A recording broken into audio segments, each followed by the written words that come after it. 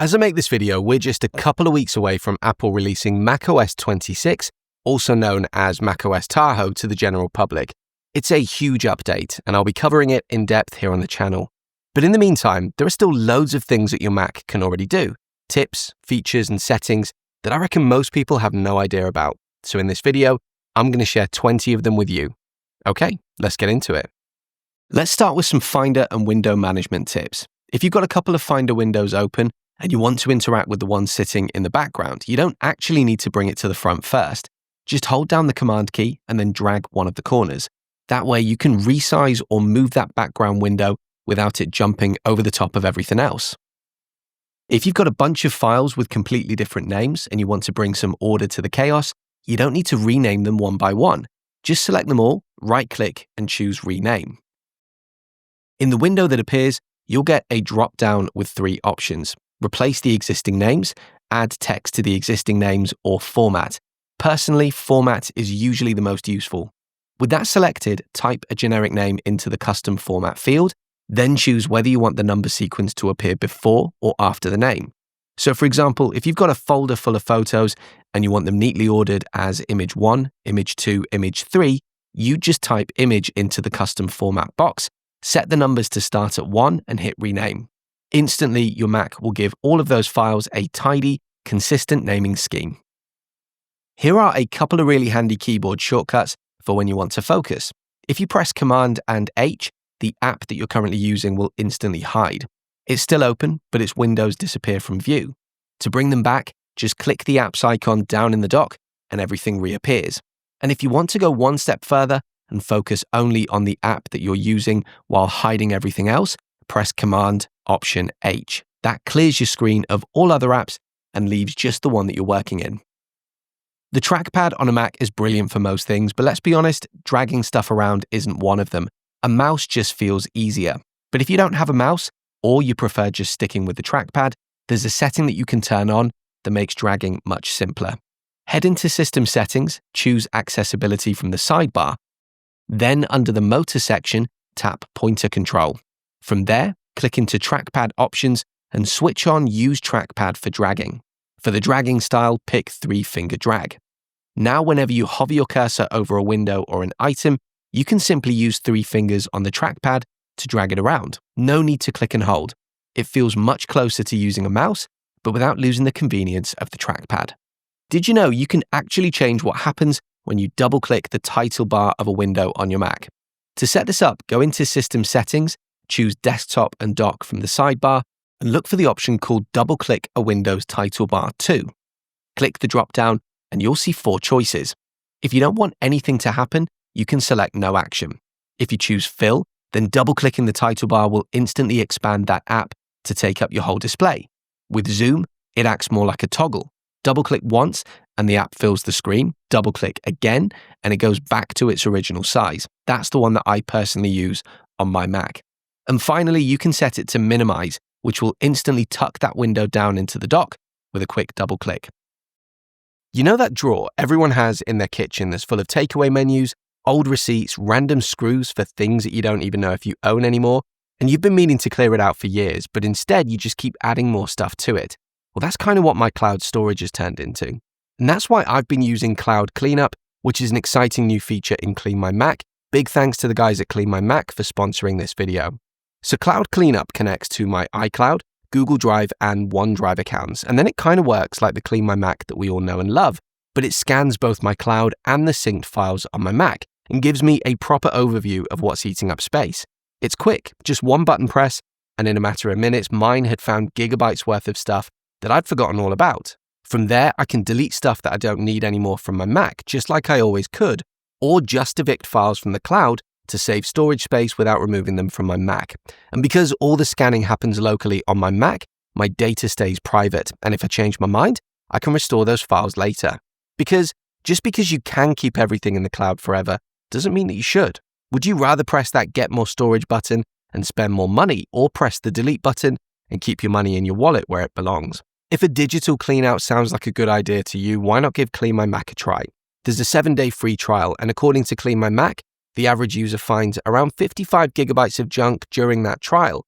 And then, to keep things clean and organized moving forward, You can enjoy all the benefits of Clean My Mac with my code PROPERTECH for 20% off. Just use the link in the description or the pinned comment. Okay, let's move on to some customization and appearance tips that I reckon most people don't know. If you ever struggle with visibility on your Mac, there's a really handy feature that lets you zoom in and out of the display using just the scroll wheel on your mouse. To turn it on, go to System Settings, choose Accessibility from the sidebar, then select Zoom. Enable the option that says Use Scroll Gesture with modifier keys to zoom. Underneath, you can pick which modifier key you want to use, Control, Option, or Command. I've left mine on Control. Now with this enabled, all you have to do is hold down that key and scroll up on your mouse wheel to zoom in or scroll down to zoom back out. It's a really quick way to magnify things on screen whenever you need to without changing your display resolution. Your menu bar in the top right corner of your Mac is really useful, but it can get cluttered fast. What a lot of people don't realize is that you actually have a fair bit of control over how it looks. If you press and hold the Command key, you can drag items left and right to rearrange them in whatever order makes the most sense for you. And if there's something up there that you don't want at all, just hold Command, drag it off the menu bar, and drop it anywhere on your display. That will remove it completely. I'm always amazed by how many people complain that the cursor on their Mac is too small, especially if they're using a big external display, but don't realize that you can change its size.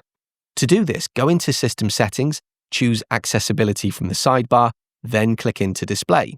Under the pointer section, you can adjust the size of the cursor from normal, which is the smallest, all the way up to large, with plenty of steps in between. You can even customize it further by changing the fill color and outline color of the pointer using the options just below. And if you're generally happy with the size, but occasionally lose track of the cursor on screen, there's a really handy option called Shake Mouse Pointer to Locate. This is usually turned on by default, and if you ever can't find the cursor, just give your mouse a quick shake. It will instantly balloon in size for a second, so you can spot it straight away. One of the new features coming in macOS Tahoe is the ability to customize the look of your folders.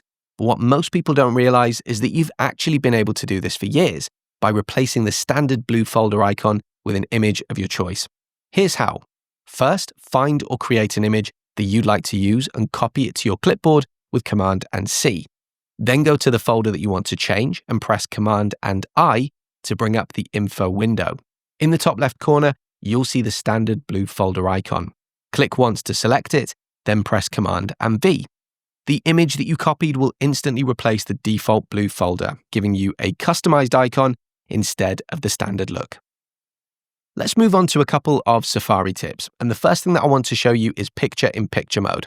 This is great for sites like YouTube if you want to take the video that you're watching and float it somewhere else on your display. The quickest way to do this is to right-click on the video while it's playing, then move your cursor slightly so you're not hovering over the YouTube menu that appears, and right-click again. This time you'll see Safari's own menu, and one of the options will be Enter Picture-in-Picture. Click that, and the video will pop out into its own floating window so you can minimize the main Safari window. By default, you can snap this window to any of the four corners of your display, but if you hold the Command key while dragging, you can place it anywhere you like. You can also grab a corner of the window to resize it, making it as large or as small as works for you. You're probably already familiar with Reader View in Safari. It strips away all the clutter on a page and gives you a much cleaner, easier to read article. Normally, you'd get to it by clicking the Website Options button to the left of the address bar and choosing Show Reader. But there are a couple of quick tricks that you might not know. First, if you long press that Website Options button, Safari will jump straight into Reader View without showing the menu first. It's one less click. Second, if there's a site where you always want articles to open in Reader View, a news site, for example, you can automate it. Just go to Safari, then Settings in the top left corner of your screen, then choose the Websites tab. You'll see a list of all the sites that you currently have open. In the Reader section, change the setting for that website from off to on. From now on, every article that you click on from that site will open automatically in Reader View. And if you ever change your mind, you can switch it back in exactly the same way. By the way, if you're enjoying the content here, you should definitely check out the Proper Weekly. It's my free weekly newsletter that lands in your inbox every Friday, packed with tech news from the week, content that I've been enjoying, and a handy tip for the Apple ecosystem. Just scan the QR code on screen to sign up or follow the link in the description. Okay, let's talk files, photos, and media. And here's a tip that I wish I'd known years ago. If you ever need a super high resolution version of an app icon, maybe for a project that you're working on, you can get it straight from your Mac. Open Finder, choose Applications from the sidebar, and find the app that you want the icon for. Select it and press Command and I to open the info window. In the top left corner, you'll see the app's icon. Click it once to highlight it, then press Command and C. That copies the highest resolution version of the icon directly to your clipboard. From there, you can open any other app and press Command and V to paste it. For example, drop it into Preview if you want to save it out as an image to use later. If you've got media in the Photos app and you want to share it with someone who doesn't use Apple devices, you can do that directly from Photos using an iCloud link. Just select the photos or videos that you want to share, right-click, and choose Share. In the share sheet that appears, select Copy iCloud Link. You'll see a little window telling you that the link is being prepared, and then it disappears, which makes it feel like nothing has happened. But if you now go to Messages, Mail, or anywhere else, and press Command and V, you'll see that the link has been created and automatically copied to your clipboard. Anyone with that link can view and download the media, so it essentially acts as a public web page. Keep that in mind when you share. By default, these links stay live for 30 days, after which they disappear automatically. If you want to stop sharing sooner, go to the sidebar in Photos and look for iCloud links. There you'll see everything that you've shared this way. Just right-click on a link and choose Stop Sharing iCloud Link, and the content will be removed immediately. If you look at the images in your Photos app that you've captured with your iPhone, chances are they'll be saved in the HEIC format. It's a high-quality format that keeps file sizes small, and most people these days can open them without any problem. But every now and then you'll come across someone who can't view them and needs a more traditional format like a JPEG. The quickest way to do this is straight from Photos. Just drag the image from the Photos app and drop it onto your desktop. Not only does it copy the photo out of Photos, but it also automatically converts it into a JPEG for you. Sticking with the topic of file conversion for just a moment, you can actually convert images really easily straight from Finder. Just right-click on an image or a whole selection of images, go to Quick Actions, and choose Convert Image. A window will pop up where you can pick the format, JPEG, PNG, or HEIC. You can also choose the size, either keep the original or convert them into large, medium, or small versions, which is perfect if you're uploading to a site that has file size limits. There's even an option to preserve or strip out metadata before you hit Convert. And it isn't just images, you can do something similar with videos as well. If you right-click on a video file, you should see an option at the bottom called Encode Selected Video Files. That opens a window where you can pick different formats and resolutions, including a really handy option for audio only. So if you ever need to extract just the sound from a video, you can do it right here without any third-party apps.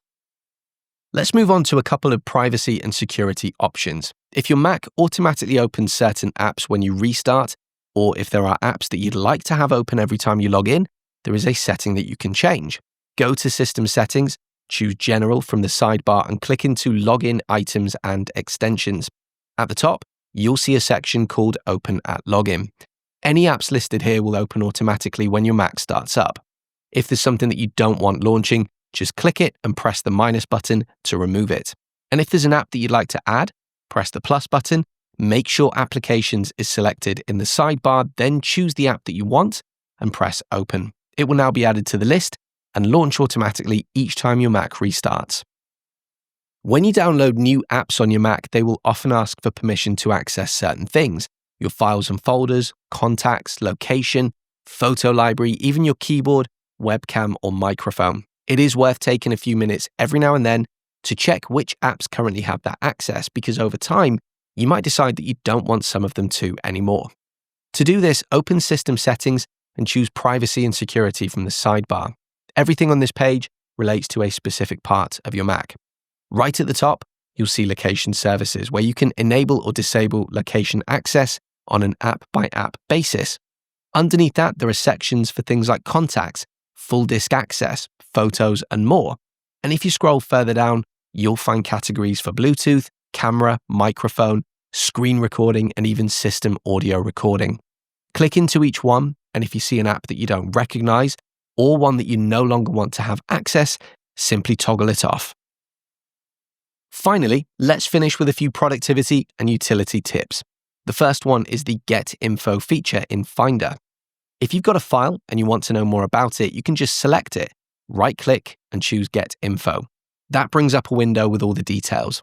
Problem is, if you've got multiple files that you want to check, you have to close the window, move to the next file, and repeat the process all over again. There is a better way. Instead of choosing Get Info, right-click on the first file, then press and hold the Option key on your keyboard. You'll notice that Get Info changes to Show Inspector. Click that and you'll see the same info window, but now as you move through your files with the arrow keys, the window automatically updates with the details for whichever file you've selected. Sticking with the theme of the Option key for a second, it is one of the most useful keys on the Mac, and there are way too many uses to cover in just one tip, but here are a few of my personal favorites. In pretty much any menu on your Mac, it is worth pressing and holding the Option key just to see what changes. Very often you'll find hidden options that don't appear otherwise. If you're moving windows around the screen, hold down Option and you'll see Snap Options, so you can quickly snap a window to the left or right side of your display. If an app has crashed and it won't close, instead of Command and Q to quit, press Option, Command and Escape. That will immediately bring up the Force Quit menu. The final tip in this video is how to create a shortcut that will open multiple apps that you use regularly all in one go. And don't be put off if you've never used the Shortcuts app before. This one is very simple. First, open the Shortcuts app. If you don't already have it, you can download it for free from the App Store. It's made by Apple, so it is perfectly safe. Click the plus button at the top to create a new shortcut. On the right-hand side in the pinned section, look for Open App and drag it into the body of the shortcut. Do this once for each app that you want included. So if you want a shortcut that instantly opens 3 of your most used apps, drag 3 instances of Open App into the shortcut. For each one, click where it says App and choose from the list. Once you've added all the apps that you want, click the name field at the top where it currently says Open App and give your shortcut a name like Work Apps or Personal Apps. Finally, click the File button in the top left and choose Add to Dock. A shortcut icon will now appear in your dock, and every time you click it, your chosen apps will all launch instantly. So there you go. That was 20 tips, features, and settings for the Mac that I reckon the majority of Mac owners have absolutely no idea about. What about you? Did you learn anything new today? Or was there anything that you think I should have included instead? Drop me a comment and let me know. And as ever, if you found this video useful, do please consider leaving me a like and subscribing to my channel for more content like this in the future. See you on the next video.